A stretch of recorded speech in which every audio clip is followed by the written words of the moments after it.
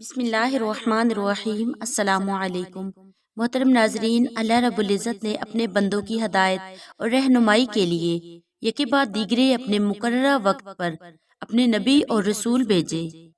ان میں سے اللہ تعالیٰ کے نبی حضرت یونس علیہ السلام کا ذکر کیا جاتا ہے۔ ان کو مچھلی نے اپنے پیٹ میں نگل لیا اور 40 دن تک وہ مچھلی کے پیٹ میں محفوظ رہے۔ اللہ رب العزت اپنے نبی کی کیسے مدد فرماتے ہیں اور ان کی قوم کو کیسے عذاب سے بچاتے ہیں، واقعہ مفصل جاننے کے لیے ویڈیو کو آخر تک دیکھیں۔ حضرت یونس علیہ السلام کا واقعہ، جس کا کچھ حصہ تو خود قرآن پاک میں مذکور ہے اور کچھ روایات حدیث اور تاریخ سے ثابت ہے، وہ یہ ہے کہ حضرت یونس علیہ السلام کی قوم عراق میں موصل کے مشہور مقام نینوا میں بستی تھی۔ ان کی تعداد قرآن کریم میں 1,00,000 سے زائد بتلائی گئی ہے۔ ان کی ہدایت کے لیے اللہ تعالیٰ نے یونس علیہ السلام کو بھیجا، انہوں نے ایمان لانے سے انکار کیا۔ حق تعالیٰ شانہ نے یونس علیہ السلام کو حکم دیا کہ ان لوگوں کو آگاہ کر دو کہ 3 دن کے اندر اندر تم پر عذاب آنے والا ہے۔ حضرت یونس علیہ السلام نے قوم میں اس کا اعلان کر دیا۔ قوم یونس علیہ السلام نے آپس میں مشورہ کیا تو اس پر اتفاق ہو گیا کہ ہم نے کبھی یونس علیہ السلام کو جھوٹ بولتے نہیں دیکھا، اس لیے ان کی بات نظر انداز کرنے کے قابل نہیں۔ مشورہ میں یہ طے ہوا کہ دیکھا جائے یونس علیہ السلام رات کو ہمارے اندر اپنی جگہ مقیم رہتے ہیں تو سمجھ لو کچھ نہیں ہوگا، اور اگر وہ یہاں سے کہیں چلے گئے تو یقین کر لو کہ صبح ہم پر عذاب آئے گا۔ حضرت یونس علیہ السلام بارشاد خداوندی رات کو اس بستی سے نکل گئے۔ صبح ہوئی تو عذاب الہی کا ایک سیاہ دھویں دار بادل ان کے سروں پر منڈلانے لگا اور فضا آسمانی سے نیچے ان کے قریب ہونے لگا، تو ان کو یقین ہو گیا کہ اب ہم سب ہلاک ہونے والے ہیں۔ یہ دیکھ کر حضرت یونس علیہ السلام کو تلاش کیا کہ ان کے ہاتھ پر مشرف با ایمان ہو جائیں اور پچھلے انکار سے توبہ کر لیں، مگر یونس علیہ السلام کو نہ پایا تو خود ہی اخلاص نیت کے ساتھ توبہ استغفار میں لگ گئے۔ بستی سے ایک میدان میں نکل آئے، عورتیں، بچے اور جانور سب اس میدان میں جمع کر دیے گئے۔ ٹاٹ کے کپڑے پہن کر عجز و زاری کے ساتھ اس میدان میں توبہ کرنے اور عذاب سے پناہ مانگنے میں اس طرح مشغول ہوئے کہ پورا میدان آہو بکا سے گونجنے لگا۔ اللہ تعالیٰ نے ان کی توبہ قبول فرمائی اور عذاب ان سے ہٹا دیا، جیسا کہ اس آیت میں مذکور کیا گیا ہے۔ یہ عاشورہ یعنی 10ویں محرم کا دن تھا۔ ادھر حضرت یونس علیہ السلام بستی سے باہر اس انتظار میں تھے کہ اب اس قوم پر عذاب نازل ہوگا۔ ان کی توبہ استغفار کا حال ان کو معلوم نہ تھا۔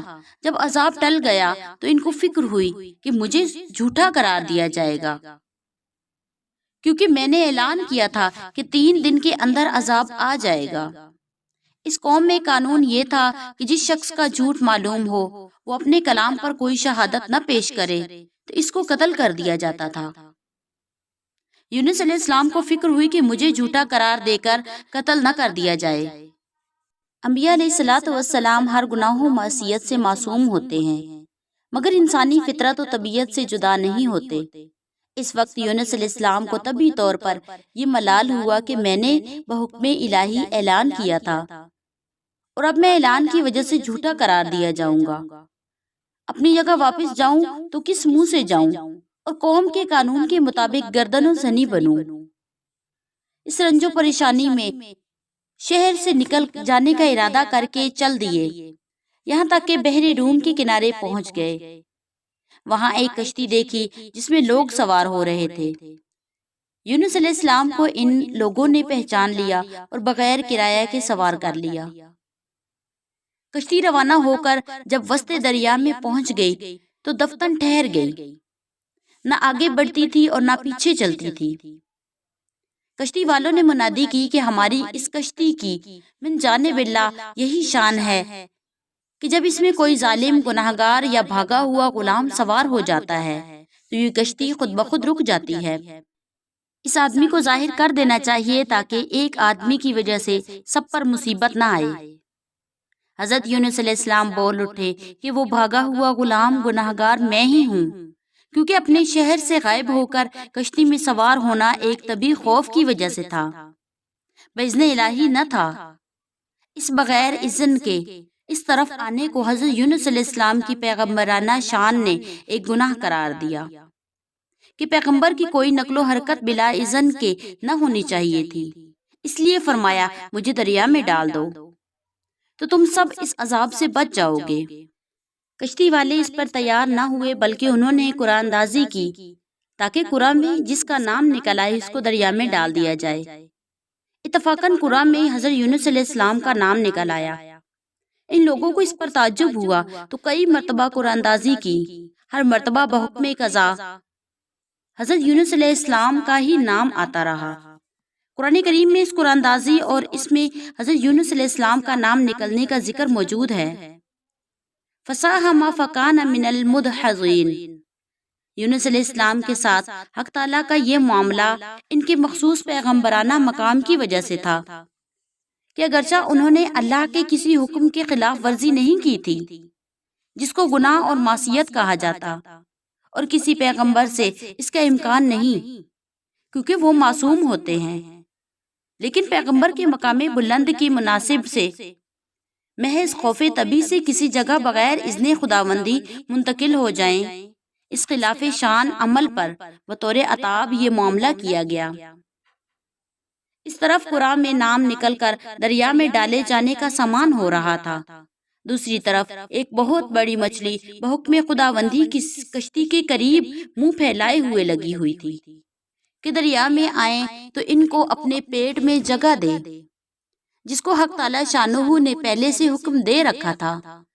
حضرت یونس علیہ السلام کا جسم جو تیرے پیٹ کے اندر رکھا جائے گا یہ تیری غذا کے طور پر نہیں رکھا جائے گا، بلکہ ہم نے تیرے پیٹ کو ان کا مسکن بنایا ہے۔ یونس علیہ السلام دریا میں گئے تو فوراً اس مچھلی نے منہ میں لے لیا۔ حضرت عبداللہ بن مسعود رضی اللہ تعالیٰ عنہ نے فرمایا کہ حضرت یونس علیہ السلام اس مچھلی کے پیٹ میں 40 روز رہے، یہ ان کو زمین کی تہ تک لے جاتی اور دور دراز کی مسافتوں میں پھراتی رہی۔ بعض حضرات نے 7 اور بعض نے 5 دن اور بعض نے 1 دن کے چند گھنٹے مچھلی کے پیٹ میں رہنے کی مدت بتلائی ہے۔ حقیقت حال اللہ تعالیٰ کو معلوم ہے۔ اس حالت میں حضرت یونس علیہ السلام نے یہ دعا کی، لا الہ الا انت سبحانک انی کنت من الظالمین۔ اللہ تعالیٰ نے اس دعا کو قبول فرما لیا اور بالکل صحیح سالم حضرت یونس علیہ السلام کو دریا کے کنارے پر ڈال دیا۔ مچھلی کے پیٹ کی گرمی کی وجہ سے ان کے بدن پر کوئی بال نہ رہا تھا۔ اللہ تعالیٰ نے ان کے قریب ایک کدو یعنی لوکی کا درخت اگا دیا، جس کے پتوں کا سایہ بھی حضرت یونس علیہ السلام کے لیے ایک راحت بن گیا۔ اور ایک جنگلی بکری کو اللہ تعالیٰ نے اشارہ فرمایا کہ وہ صبح شام ان کے پاس آ کھڑی ہوتی اور وہ اس کا دودھ پی لیتے تھے۔ اس طرح حضرت یونس علیہ السلام کو اس لغزش پر تنبیہ کی گئی اور بعد میں ان کی قوم کو بھی ان کا پورا حال معلوم ہو گیا۔ اس قصہ میں جتنے اجزاء قرآن میں مذکور یا مستند روایات حدیث سے ثابت ہیں وہ تو یقینی ہیں، باقی اجزاء تاریخ روایات کے ہیں جس پر کسی شرعی مسئلہ کا مدار نہیں رکھا جا سکتا۔ واللہ اعلم۔